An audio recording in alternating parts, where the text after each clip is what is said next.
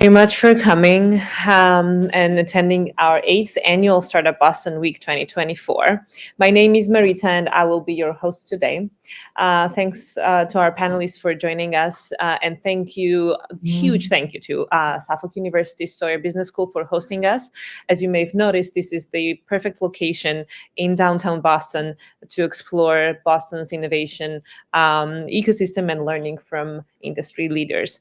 The goal behind Startup Boston is to connect the entire New England and Greater Boston community, all industries, all startup departments, all funding stages for 5 days of learning and connecting with one another.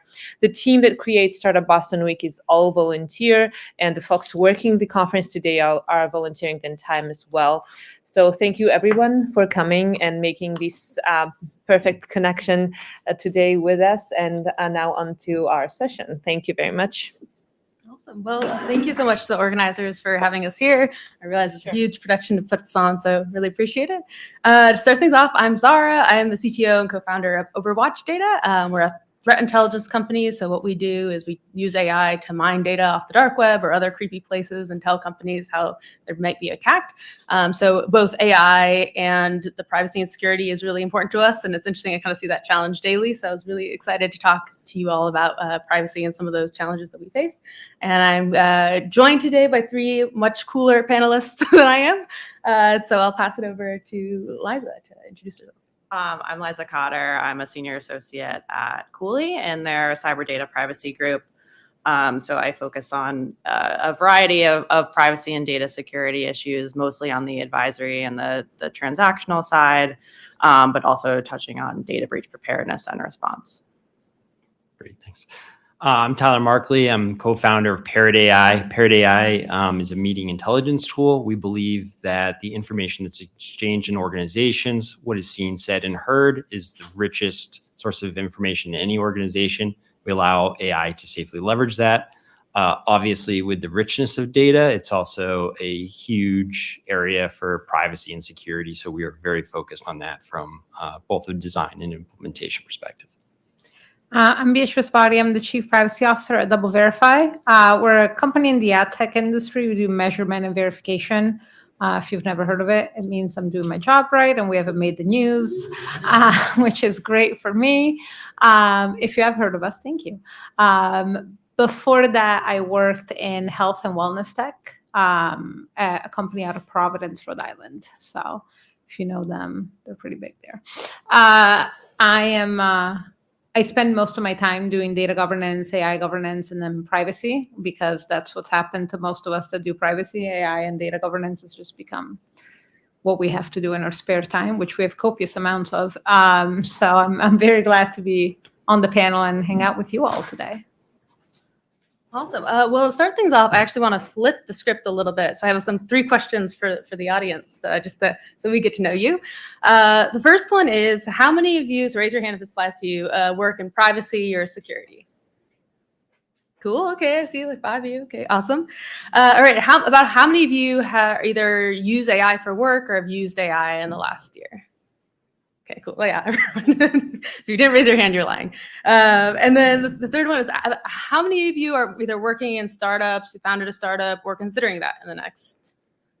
Awesome. Yeah, this is perfect for the conference. So with that, to start things off, I think one of the questions we were thinking about when we were talking about this topic is, when you think about privacy, different things matter for a startup versus a giant company. And so what are like the stages or the levels of privacy that you think about when you either, for Beatrice, I'll start with you, in your own company, like when do you think about privacy and like how do you make those trade-offs? And then also want to go back to Liza as well. I mean, realistically, the answer that I'm supposed to give you is like all the time before you design anything. I am painfully aware that depending on what stage your company is in, that might not be the priority. You might need to get the clients in the door first. I will say that lately, and I think we've all experienced this, it's hard to get clients in the door if you don't have answers on privacy and security, no matter how small you are. So I think the paradigm is shifting a little bit. Like back in the day, I remember doing panels where we used to talk about when you're making a decision about a vendor, you might be trading off a certain degree of privacy and security controls versus flexibility and sort of innovation. So you might be deciding between like a really large big tech company that offers a pretty standardized product who has a lot of privacy and security controls in place versus a smaller startup that's not going to have all of that, but is going to give you some, you know, flexibility in the way you work with them. They might accommodate requests easier than a big tech company might, but I think we've moved away from that a little bit. A lot of these smaller companies have to think about privacy and security a lot earlier on. I think now it's more of a question of risk management and where you're going to make trade-offs and say, okay, well, I'm going to have to take a risk on ABC, but I'm still thinking about those privacy and security concerns because, I mean, I don't know about you guys, but it is genuinely difficult to get some of these clients without answers.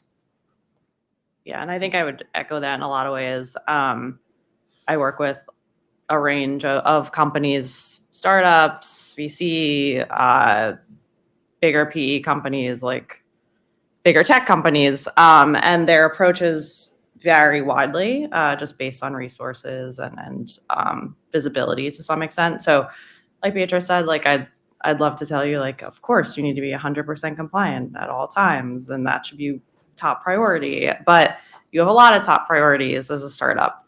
And so I think like the first things first, you kind of have to figure out like what actually applies to you, right? So there are a ton of privacy laws now. There are a new slew of laws that are AI specific, and they all kind of overlap. They all apply to the same things. Some of them are somewhat inconsistent. But many of them do have thresholds for applicability, right? So a lot of the US state consumer privacy laws, for example, like California CCPA, there are thresholds that could take you out of scope if you're a startup, right? Because some of those are, you know, revenue based. Some of them are based on the number of people in that state regarding whom you're processing personal data. So, and then other laws, you know, some of these new AI specific laws, many of you are probably familiar with the European AI Act, which was recently passed and will take effect in 2026.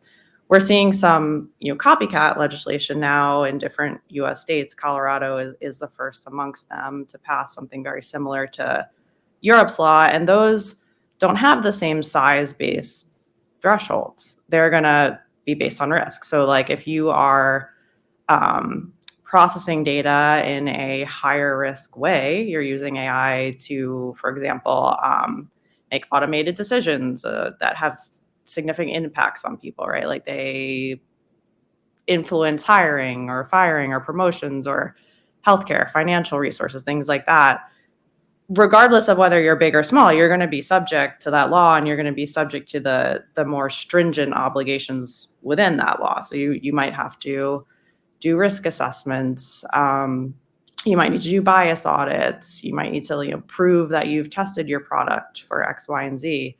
And it's not going to really matter how big the company is. So I think, you know, sorting through that, figuring out what laws actually apply to you is the first thing you want to kind of get under control. And then second, you know, to Beatrice's point, you need to think about your risk tolerance and your priorities. So some companies are going to be processing data in lower volumes in less risky ways. They're not going to be, maybe they're not as visible as other companies. They're not directly consumer facing. They're more processing on the back end. They're like B2B. Those companies might not prioritize the privacy stuff up front the way that a consumer facing entity that's processing sensitive health data in high volumes would. That's awesome. I think that's such an interesting point. And it's like not really the size of the company. It's really like what your use case is, what your risk tolerance is, who your users are, what kind of data. Could I just add something on top of that? Like, I think, at least from a startup perspective and like a founder's perspective, like you pretty much inherit the security and compliance requirements of your customers, right? And when you're going out, security buyers over the last 10 years have gotten, or just tech buyers in general, much, much more sophisticated in terms of this. SOC 2 used to be a nice to have. It's a need to have on most enterprise and business sales at this point. That is a pretty hefty requirement, and a lot of work goes into it. But that's just the base level table stakes of playing the game right now. If you have customers that are handling obviously HIPAA, information, if you have something that has to deal with, cross-state, multi-jurisdictional, you're going to have to be able to meet those needs, and customers are asking you to make those requirements. Once again, anyone that's buying from a startup is inherently taking a risk. Like, they've decided that your product is worth the risk to come out, and they're not going to wait for an incumbent to come out with it in 5 years. They need to feel some level of comfort that you're doing the right steps, and you're frankly going to make them look really good when they buy and select your product and become your customer. One note just before I jump back with more questions is if you all have any questions during this, please just interrupt us, raise your hand. The point is to talk to you. So just jump in whenever. But actually, one question back for you, Tyler. I'll pick on you. So you're building a note recording, like meeting recording application. So based on what you said like some of those users are like really savvy and they know what they want. I'm curious on like what you've seen of like how much users are asking for privacy, and then how much it's like legal or other gotchas that you're taking on your own accord. Yeah, 100%. So, I mean, frankly, we see the full spectrum. I see everything from, hey, I just need something to transcribe my meeting, which is like the most simplest basic use case in the world, to I'm a sophisticated hedge fund. These are essentially secrets that we value in the billions of dollars. How are you going to secure this data? How do we make sure that you don't have access to it? How do we make sure we can destroy it? How can we make sure we can partition it? How do we make sure, it's available across like X number of availability zones? Frankly, that's just the spectrum that we see. And we have to meet, obviously, the most stringent of those needs from kind of a security and compliance and access perspective. Awesome. Oh, yeah. Good one. Question for you, Tyler. Yeah. Have you... Okay, I'll just like test. Or hi. So questions. So myself, similar situation, AI startups and stuff like that. That said, something that we've done to address some of those concerns is we offer to build our solution on your LLM, your private LLM. Does that work for the more enterprise clients for you? Or do you feel like in terms of SOC, that doesn't still fly by it? I think it like really depends on the model and the model provider. And I mean, once again, if you're using them as a sub-processor, it's their own security posture that you then, once again, you inherit your vendor's security process there. We see a mixture of people asking to use off-the-shelf models to their own proprietary models. We support those different use cases. You'll even see it within different teams within organizations are using different models, or if you have to partition access to models, because obviously models oftentimes can inherit information if they're training their own. There's obviously that data leakage risk. We have the same question for our enterprise customers, and we see like three flavors. Some people are like completely, they don't ask. Some people say like, can you do it on your own cloud? So some people care about, does it leave your cloud and go to like GPT or Claude somewhere else? And then other people are asking about like fine tuning. They're like, who gets improved? Like, who does my data help? And so some of them are passionate about like, does my data help my competitor? And that's like a big question. But yeah, always the same. I will say one interesting thing about the question between on-cloud deployment versus on-prem deployment, which we hear a lot about, is I've seen in the market, especially with friends that have startups, that there's a lot of concerns around on-prem deployment, around the ownership of the model that comes out of it, because now you're using someone else's data that's fine-tuning a model that is on their systems. And there's a legitimate question of who owns the outcome of that. Is it you as the company that created the underlying algorithm that is getting improved over time, or is it the company that you now deployed it to? They'll say that it's theirs because they don't want that to leave anymore. And if you're a small company and they're a large one, you're probably going to lose rights to that model. So that's I think one of sort of the trade-offs that you're looking at when you're saying, okay, well, I can't really either afford or handle. And when I say afford, I don't necessarily mean from a financial perspective. I mean from a timing, infrastructure perspective. I can't afford to do a SOC 2. This client will agree to waive the SOC 2 requirement if I deploy on-prem. There are other questions that you should ask. This is a great segue. So one of the other questions we're thinking about is how do privacy and AI collide? And then, what is different and what is not different? So maybe Liza, I'll start with you. Oh yeah. So from a legal perspective, there's a ton of overlap, right? Because AI is just, it's a way of processing data. all the privacy laws, they apply to the processing of personal data. It doesn't matter how you're processing it, right? Like whether I'm having you fill out a paper form and I'm processing it that way, or I'm, putting it through ChatGPT, you're giving me your personal data, I'm processing it. The privacy laws apply the same. So the core requirements of a lot of those laws, when it comes to notice or consent, things like that, they're all the same.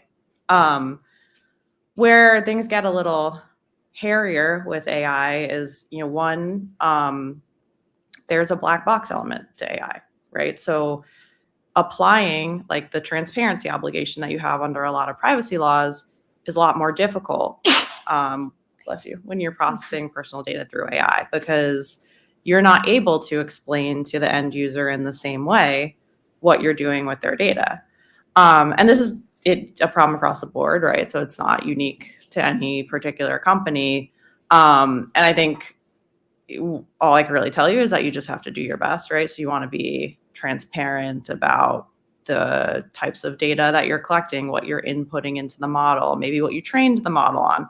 Certainly whether you're planning on training the model on the customer's data, because a lot of customers are not going to want that.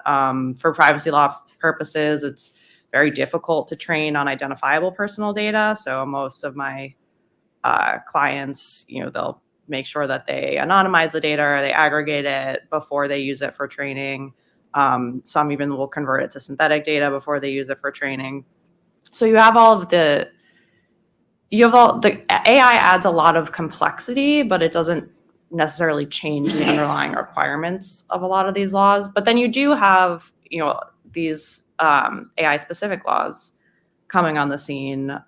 We have the one I mentioned in Europe, that's 2026. Colorado has kind of that copycat legislation that also takes effect in 2026. A lot of states have laws pending. I think some very likely to pass that will look very similar. So I think the landscape here is going to change, significantly over the next few years, and you might see AI and privacy diverge more in the future from a regulatory perspective. But for now, there really is a ton of overlap, and even with the state consumer privacy laws, a lot of the regulations implementing those laws actually do have some AI specific requirements like risk assessments and audits and things of that nature. Beatrice, Tyler, anything to add on that? What's different? What's not? I mean, I think the interesting thing, there's a lot of misconception about AI laws and privacy laws conflicting. I think there's some confusing language here and there between, for example, the GDPR and the EU AI Act. But I think they're more similar maybe than people realize. If you're running a privacy program in your organization, synthesizing that into an AI governance program is actually not as challenging as I thought it was going to be, having gone through it myself.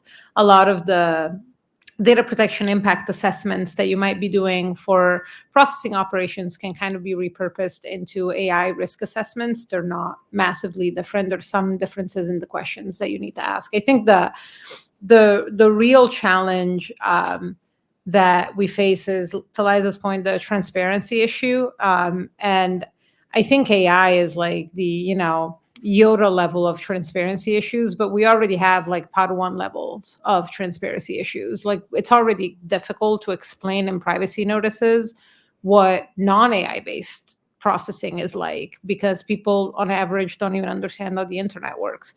So in my old job, I saw all sorts, which was a much more straightforward sort of app process. You signed up as a user, tracked information like steps, for example.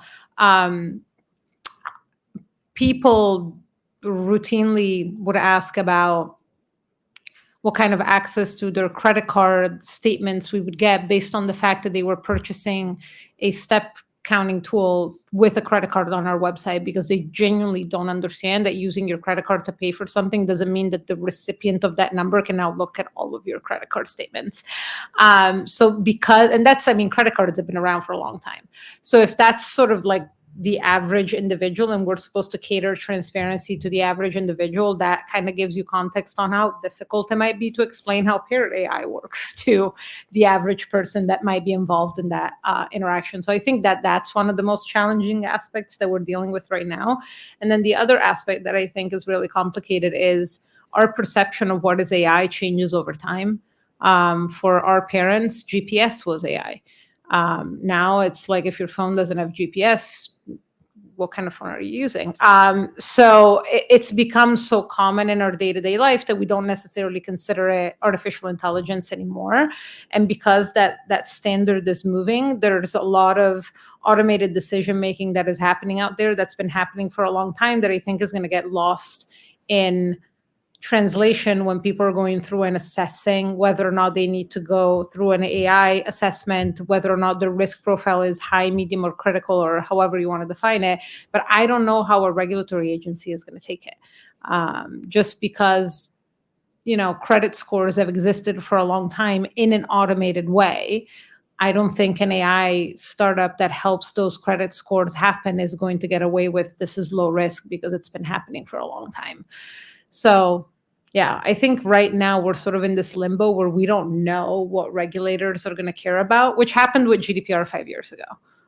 We weren't sure what was going to be really interesting, and every week there's something else. Yeah. And I also wonder about the practicality of implementing many of these laws going forward. We've made the conscious decision at Parrot AI to not train on customer data. Our view is customer data is just that. It's our customers' data. We don't train any models on top of it. But I do worry, GDPR, one of the main tenets was the right to be forgotten, right? Like, hey, this is my information, company B, remove it. If that information is being used to train models, it's now being represented not in a SQL database. It's being represented as a weight and bias in a, tens or hundreds of billions of parameter model. And not in a way that you can actually determine where. Just retrain the model without it. Yes. Yeah, and we're solved it. A couple $100 million later, right? But I just wonder about the practicality. That used to be something that your compliance team would handle. You'd go through, you'd scrape it through your various SASs. You'd have your playbook. I don't know what you do if that's represented somewhere in your model at this point. And I mean, Liza, is it legal to scrape? TBD. I can't. That's another. I can neither confirm nor deny that. We'll see. But even to Tyler's point, the training is becoming a huge issue in the industry, and we are seeing, the FTC has over the past maybe 2 years had a couple of enforcement actions where companies collected data in violation of privacy laws. It was high risk data, so like children's data, biometric data in violation of biometric privacy laws, children's data privacy laws, use it to train their models. And then the FTC later, brought an enforcement action, and as part of the settlement said, not only do you have to delete that underlying data that you collected in violation of those laws, you have to delete all algorithms and models that you trained using that data. And there are companies that sunk because of that, because, many, to Tyler's point, many millions go into training some of these models. So it's not easy to just discard and start over again. And so that's where, in assessing, what do I need to prioritize as a startup? Where are my risks? The foundations of your model, that's something you really need to think through on the privacy and the security side, because if you make a mistake in that build, it's a mistake that's just going to replicate and replicate and replicate down the road, and you could end up with a model that's just not usable. Yeah. Sorry, I'm sorry, guys. So interesting about that. My question is, do you guys remember Flappy Bird? Do you remember all the copycats that came with it, alongside it?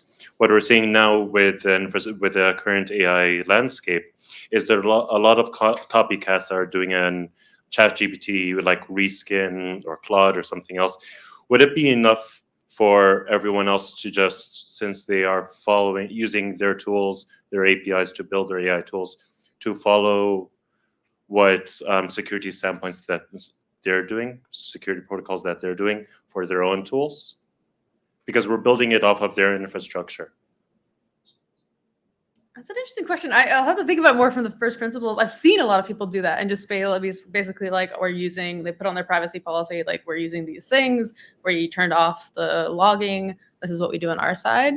I think there is some like in between, and I'm just like making up this up as we go. But I feel like there is like if you're making a call, you're probably logging it as a startup because you're probably trying to do some quality assurance on your side. So I think that's a question, and I think depends on the sensitivity of the use case, because I think there are places that are like they're really scared about you sending it to a third party. But I think it's an interesting question of like in a world where a lot of people are doing RAG or like the retrieval augmented generation instead of actually building their own models. I think it does change the privacy like setup a lot. And I think it's something that, we think a lot about is like, if you can avoid actually training on the customer's data and just do clever engineering tricks to deliver the same outcome of the recommendation system without having to actually you boil their data into a model, it's a much better experience for them. So I'm not sure if you have anything to add. I mean, like, it really comes down to the specifics. I mean, every company is actually just a combination of other companies underneath it. Yeah. So, like, depending on how meta you want to get about this, it really depends on what your actual practical implementations look like. I mean, once again, most companies are a bunch of AWS, GCP, OpenAI, like services all put together. Really depends on how you put them together. So, wouldn't feel comfortable giving you an answer one way or the other on that. Sorry, I saw like when doing research about it, it's like there was a lot of tools that I was saying using GPT 3.5, GPT-4, using like different things, and just like looking at it as like that's data is parsing through one way or another, or just like the fine tuning the schema behind it. It's using their data. Yeah, I mean, there's like 1 to n ways you can interact with OpenAI, right? Like you can do everything from hire them to build a proprietary model for you to being just basically going through the UI on 3.5, right? But there's everything in between, like them hosting their own one for you, giving data retention. They'll go 1 to n on kind of those setups. Thank you. Yeah. Yeah. So I was wondering for like a B2C like sort of AI business, even if you do have like a really good privacy solution, how do you like portray that to your customers so that they know that like your product, whatever, is safe? You're the B2C guy. Yeah, well, we're actually more B2B, but we Yeah, run so- through a product-led growth Yeah. model. So people sign up for our product. So we have a little bit more of a consumer-like motion. One of the things that we spent a lot of time, and I can't take credit for this, but we saw it on another company, which was taking your privacy policy and then trying to write line by line with it, like what you're trying to accomplish and what you're actually doing. And like, not Eliza's incredibly intelligent and can parse a privacy policy like this. I cannot. We did our best to put like layman's terms next to it of like, this is what this actually means. This is why we've implemented it in this way. This is what we're seeking to accomplish with this clause. We've gotten a lot of compliments on that. I didn't think that was almost like a pet project for us, but and our lawyers, we spent a lot of money going through that with them. And I feel like that was like really valuable, at least for us, to help communicate to people that, aren't in T's and C's all day. I think there's some balance too. And first of all, Tyler's privacy policy looks pretty good, just have to say. But there's We're a gonna get a bill later. Yeah, point one. There's a balance you have to strike between, disclosing, getting your customers comfortable with your privacy practices, right? And this is true on the security side too, and not overselling in a way that, down the road, if you get sued or a regulator comes knocking, they view certain statements you made as untrue or as like puffery, right? I think we saw this issue with SolarWinds, right? So SolarWinds had made a lot of statements publicly, in their privacy policies and in their posted security policies about how stellar their product was. And when the huge breach occurred a few years ago, and the SEC brought an enforcement action, all of those statements were used against them.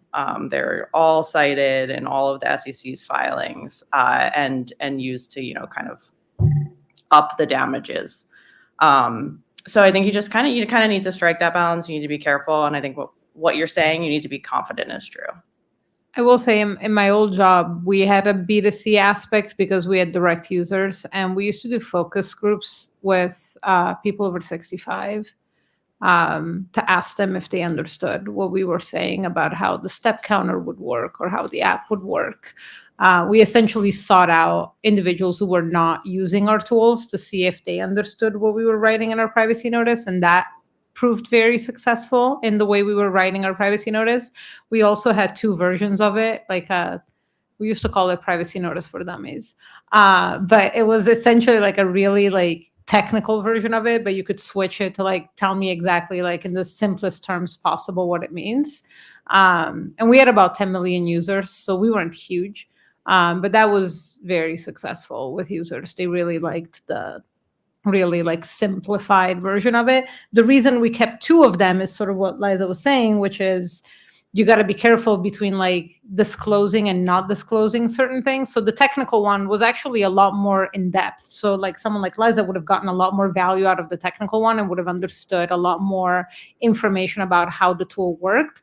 And the simplified one really just went to like the really important stuff. Like, we're not selling this information. This is not how it's being used. It was funny because the simplified one was a lot of negative statements, things that we weren't doing versus things that we were actually doing. The things that we were actually doing tended to be a lot shorter than the list of like things that people would be worried about. I thought of when I worked at Google Assistant, and there I did nothing to do with privacy. I was just a software engineer. But one of the things that they did on the privacy policy was they tried to shrink it into 3 buckets. There was like web and app activity, your voice activity, and then there's something else. It was like your location or something like that. And so it's like if you look at the giant Google Assistant privacy policy, it's like 10 pages, but it has those 3 sections. And so they made them 3 toggles of like, do you want this on or off?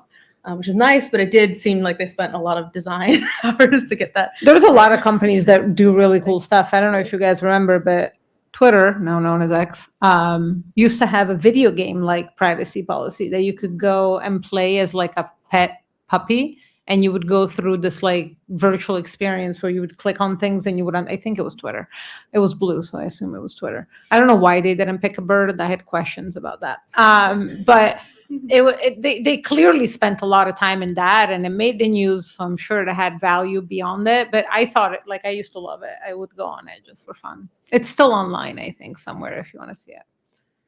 Yeah, I think it's such an interesting problem here because there's like the 2 stakeholders, there's the customers, and then there's the governance side. And so I don't know, Beatrice, I don't if nothing comes to mind, no worries. But I don't know if there's like any examples of like things that you had to deal with, of like how do you make that decision of like how do you communicate something to users versus governance, or if they've clashed or non-clashed. Or I mean, it's really interesting because my job now is B2B, but again, as an ad tech company, like the data that we're processing is data of end users that exist on the internet. So our privacy notice is actually directed to people to help them understand what we do. And ad tech has gotten a pretty bad rep in the last few years, and we're not in the sort of like, there's some companies out there that are the ones that are listening to you, but we're not in that category. So we spend a lot of time trying to clarify that.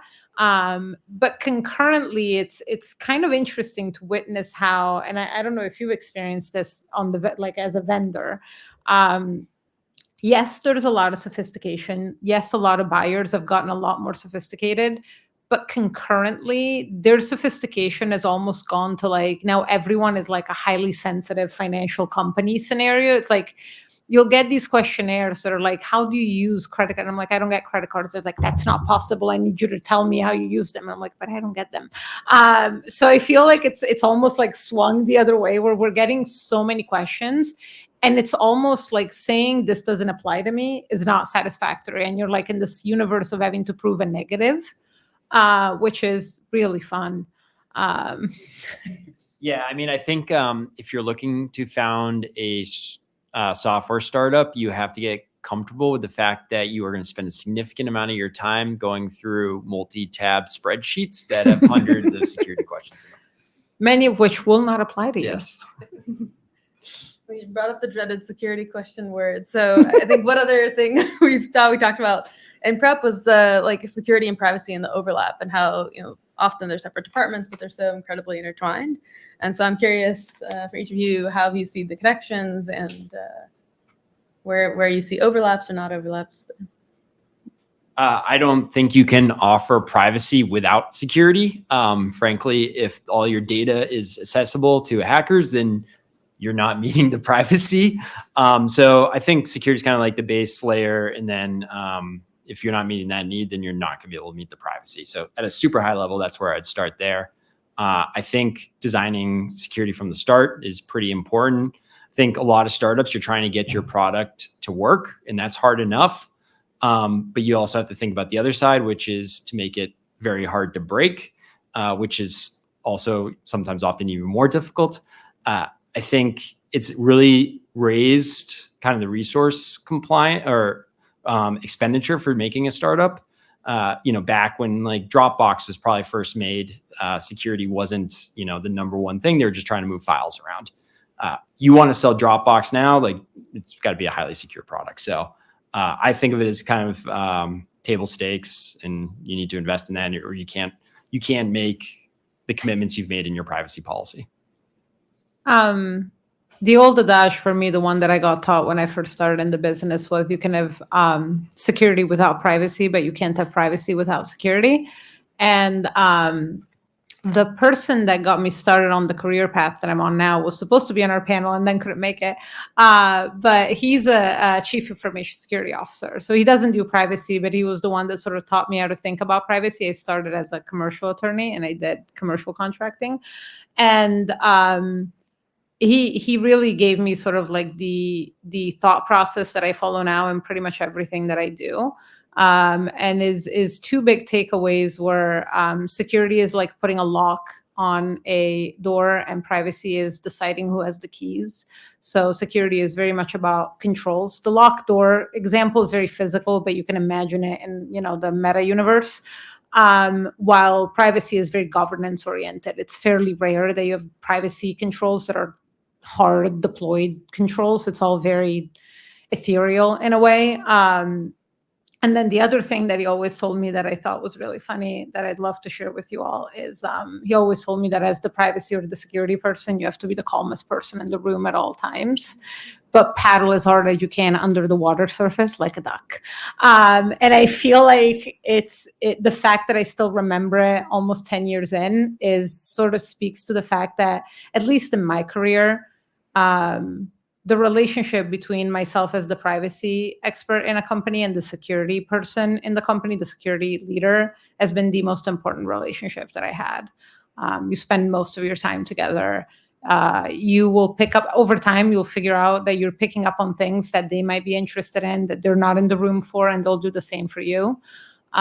So two sides of the same coin in my world. And even when, in your experience, even though as you were saying before, you don't have a legal team in-house, it's still like such an important relationship.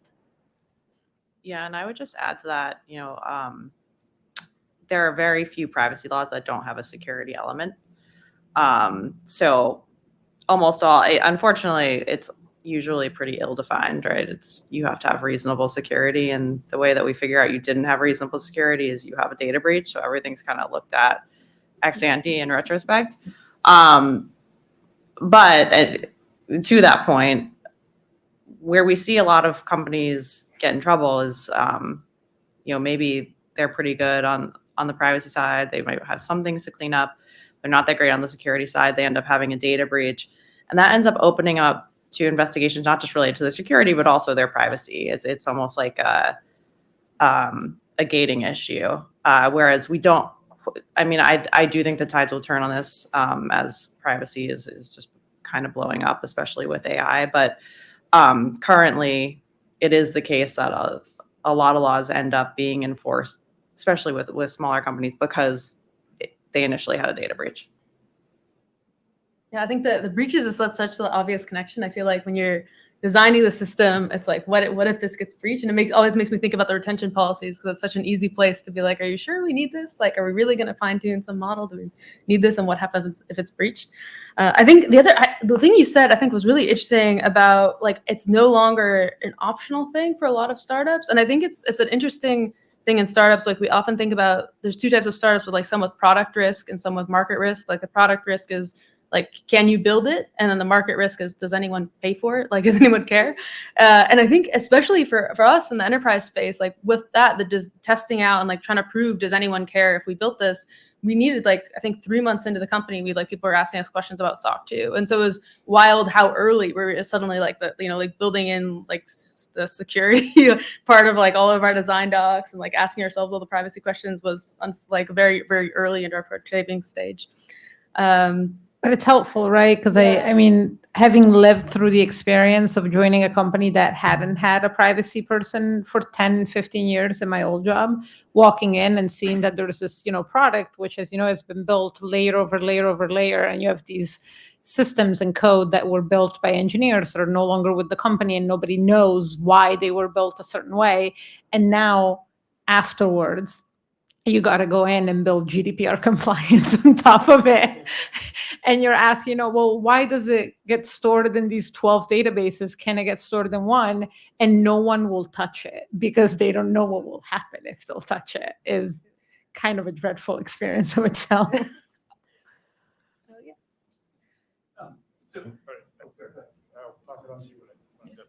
Just very quickly to set the scene, two-part question. Part one, being compliant doesn't necessarily mean there is full privacy. Do you agree or not? And point two, what is your opinion on the state of not compliance, which is a legal issue, but actual privacy? So the models that we see out there, K-anonymity, differential privacy, and also we're moving away from cloud to edge computing. I would love to hear more of your thoughts on that.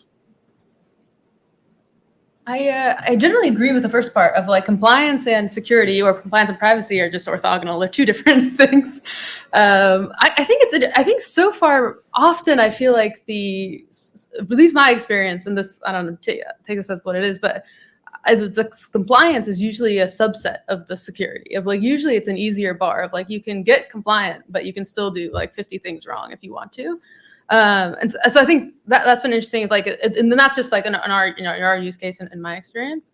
I think the edge computing is interesting because I've seen that also with smaller models. Is like the smaller models are getting really good, and I feel like that push is just going to keep happening. Of like, if you think about like the connectedness and how many neurons and parameters we put, like they put in like a Llama 2 or something like that, it's like way more than you think about like human computing. So I think pushing more to the edge, and especially, or you think about like Google has a lot of these on-device models that are like, the goal is you do it on device, you don't send things to the cloud, it's more privacy preserving.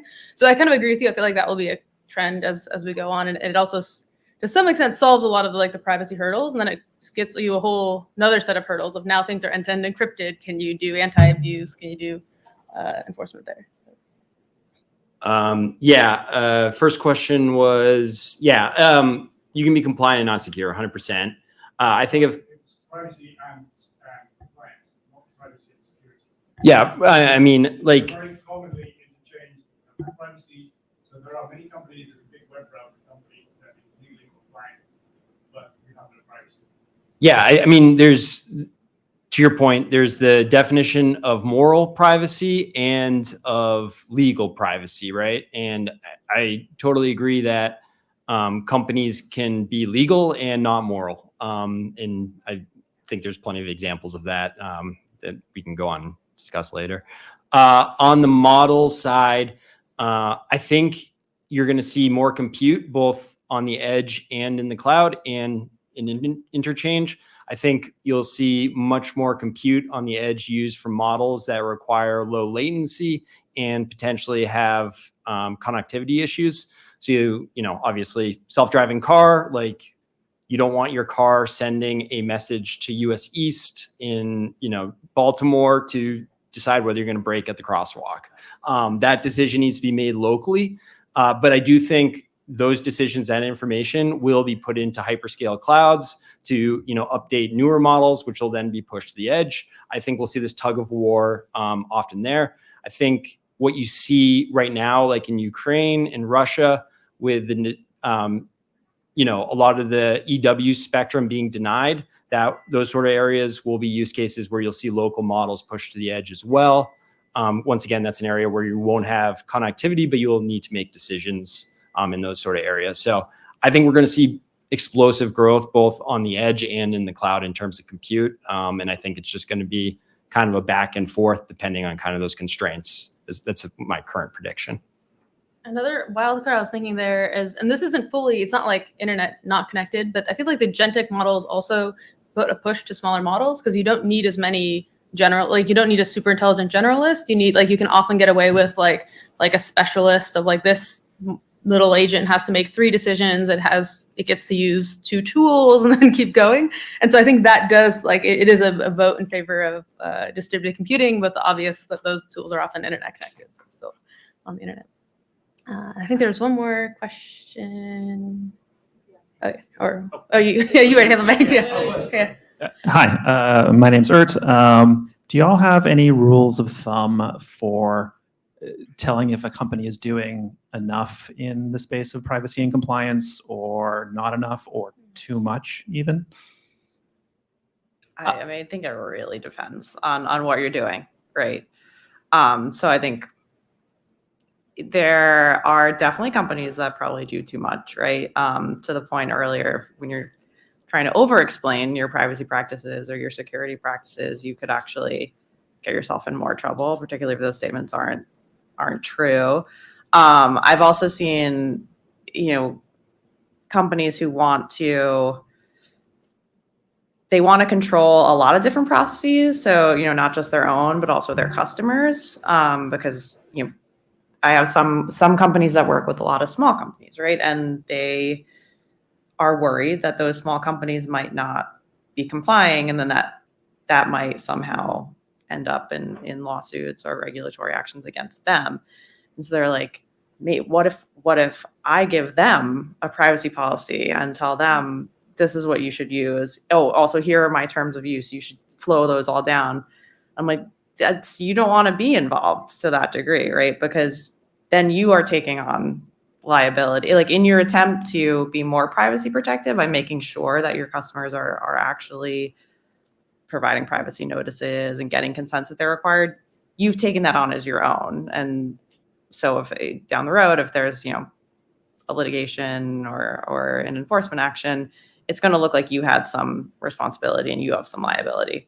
But yeah, I think to your question, it depends quite a bit on the particular use case, like the sensitivity of the data that's being processed, how much data, what are you doing with it? Are you collecting business contact data at a trade show, or are you using, health data to predict disease and mortality rate?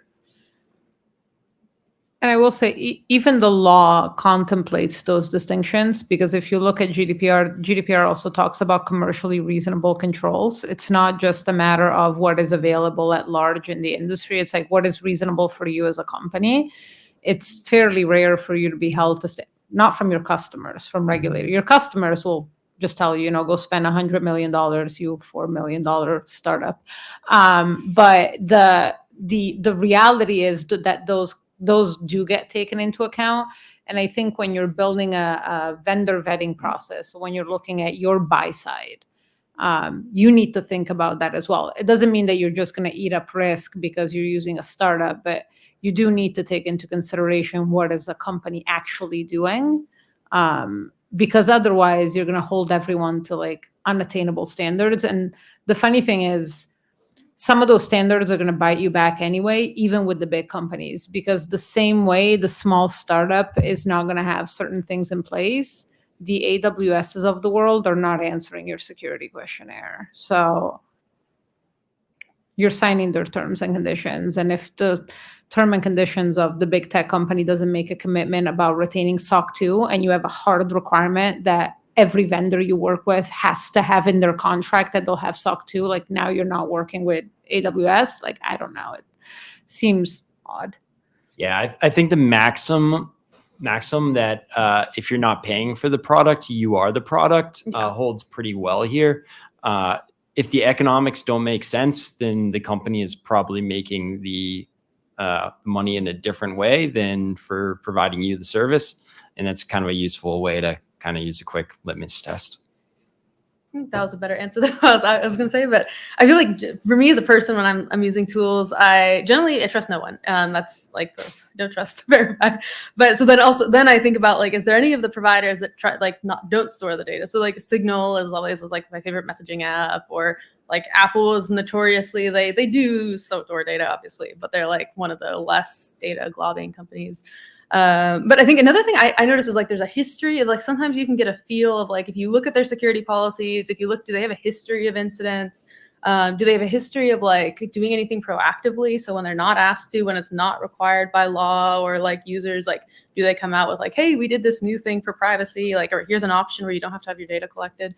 That's some of the things I look for. But then and then I think one of you said, I think Beatrice said this, is also like the risk profile that's always on the enterprise side. You say like, how much do I trust them? How good do they seem? And then what am I giving them? Like if I'm giving you like my login to my stocks, then I probably care more versus if I'm giving you like my DoorDash history. So that's something I also try to think about. I will say one thing about the security incidents that I always find interesting, and I debate with our security team quite a bit, is I'm not necessarily turned off when I see that a security incident happened, because I know that they're going to be on high alert for security incidents to happen again if they're a competent company, right? Like if you go ask them and they have like no report, no, this is the mitigation that we put in place, like totally see your point about, are they proactive? But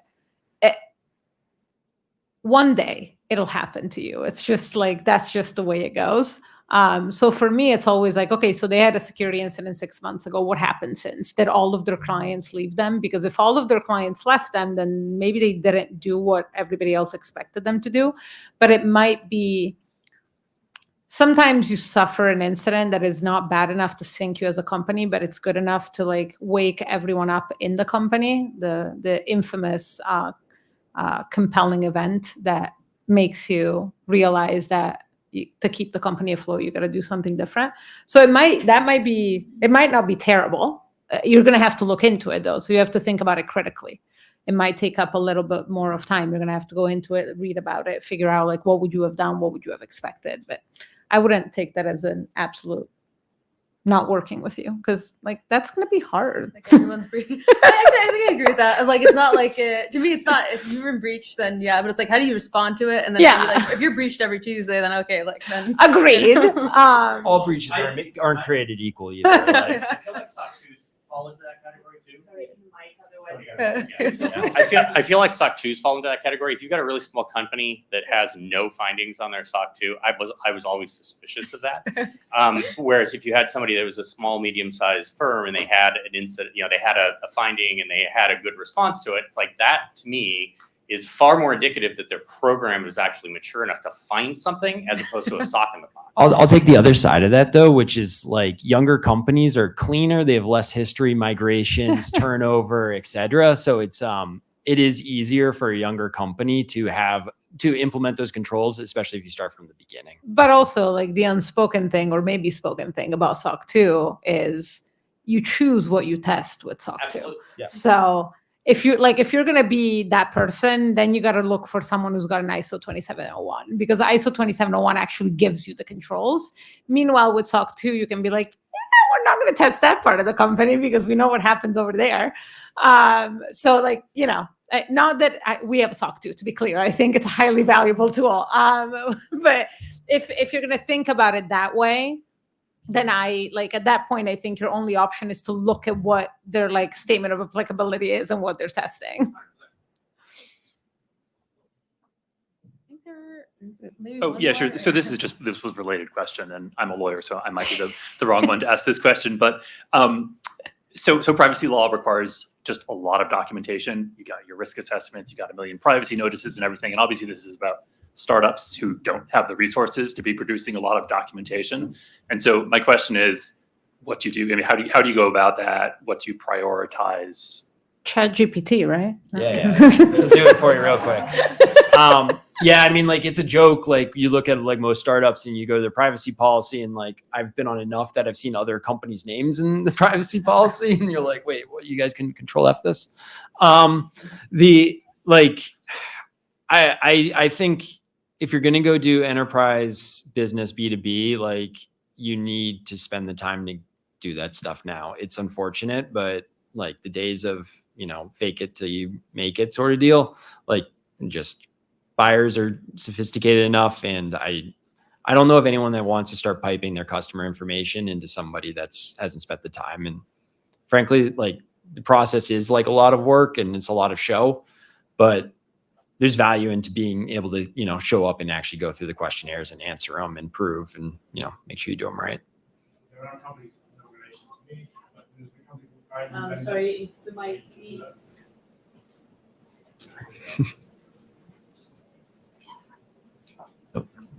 Sorry, no, just answering the here. The company, I think they're based in Italy.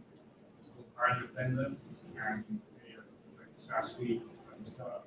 They do your GDPR, you can for your privacy, they do all the updates, and they take care of all that. I mean, like the issue, and Eliza actually pointed this out when we were doing our prep for this panel, and I thought it was like a very important point is like those policies are actually supposed to reflect what you do and not the other way around, right? Like, so you need to understand what your product's doing and then build the documentation and the communication through your policies that reflect the operation of the company. And the thing that Eliza pointed out that was like really important is that you also need to anticipate where you're going to be in like 6 to 12 months, because you don't want to be pushing a new privacy policy every month to your customers and being like updated privacy policy, et cetera. So it's really, I don't want to plug lawyer services, but like it is like, I know he does want it. It's like, it's important to like actually do this stuff right and not just download the PDF off some generator and then be like, here's our privacy policy, because you're actually trying to reflect what you're doing as a company and you're trying to communicate that to people. That's the reason why the document's there. So I get a little scared with boilerplate documentation. I will be devil's advocate here since I am a lawyer, so I can be. Sometimes you don't have budget for outside counsel. So templates are not the source of all evil, but to your point, you got to read through them and like try to figure out, do we do X? Do we do Y? Like you can't just take up a template and use it. You're going to have to adapt it. And maybe you'll find out as you're going through a template, maybe you download an ISMS because you want to start working on your security policy because you want to pursue a SOC 2 at some point or an ISO certification. You might find out things that you're not currently doing that you can't have in your ISMS right now, but that you might need to work on towards the future, because if they're in a template, they're probably like standard, sort of baseline things like access controls.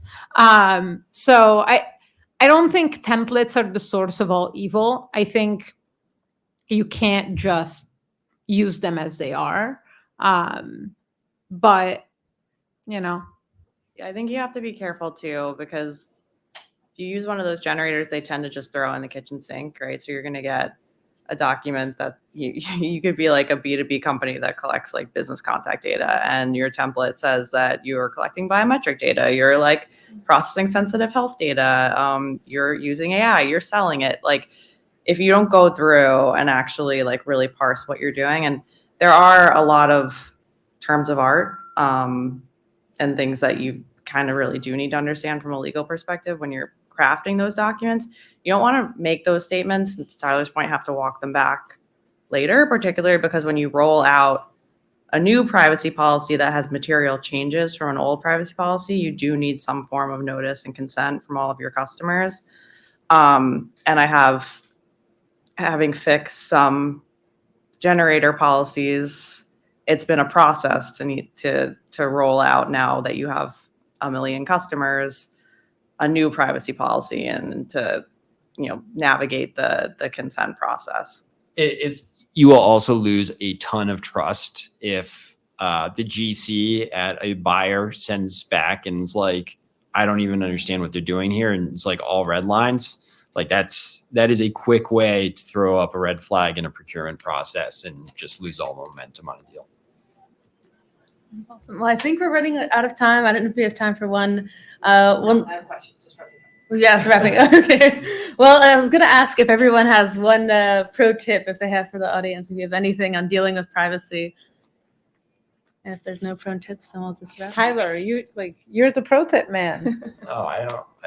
I mean, just I like to map it out. What do you collect, and then what are you going to do with it? That's simply what we're doing here, and I think there's a lot of complication, but actually writing that down in layman's terms so you understand it, and then you can use that to both inform your product decisions, product changes, and obviously all of the documentation and steps that kind of come down from that. Just start with first principles and then kind of figure it out from there. Yeah, I mean, I teach a privacy management course, and the one thing that I repeat over and over again is, what is the data? Where does it come from? Where is it going? So that's the foundation of how you build the data map. And when you build the data map, you build an inventory, and from there you can figure out what laws apply to you, what do you have to do. And I think that's really the first step in sort of creating an organized program. Whether or not you have a privacy person, that's something an engineer can do. So the more you start figuring that out at the beginning, the easier it's going to be when outside counsel or in-house counsel comes in and tries to figure that stuff out. Just document stuff. Don't be that guy that like builds the software and then no one wants to touch it because you're gone. And I think for me, like I like that, like do the super simple version early. I feel like it's just the easiest way to do this and then grow. I think that's it. Thanks. all. Thank you very much. Thanks everyone for coming. Thank you. Appreciate it. Thank you. Thank you for your time, and please join us for our welcome party at 6, like right now, not 6 p.m. It is 6 p.m. right now on the first floor for some networking, drinks, good music. Thank you.